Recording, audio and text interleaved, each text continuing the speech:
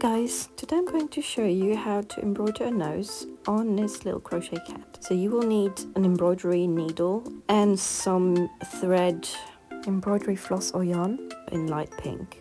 So first find the base of where the nose would be and put your needle in from the back of the head.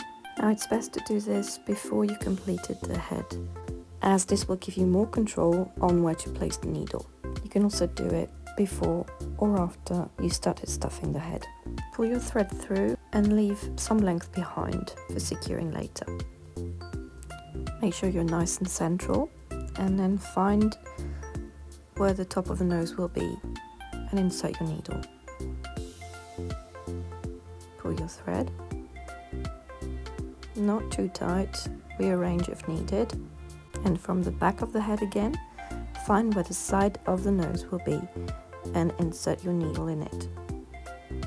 Pull through and fold your thread aside to see where the best space will be for the other side of the nose, and put your needle through it from the front of the head to the back of the head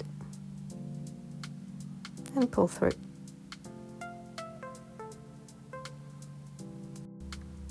Again, not too tight, and rearrange if needed. And that's pretty much it. Now it's time to secure. Get to the back of the head, grab the loose pink threads and tie a knot.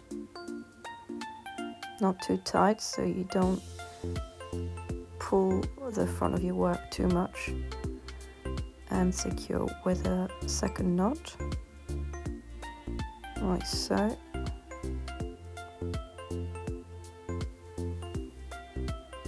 And that's it. Arrange again if things have moved a little bit. Once you're happy with the way it looks, you can cut the loose thread at the back of the work.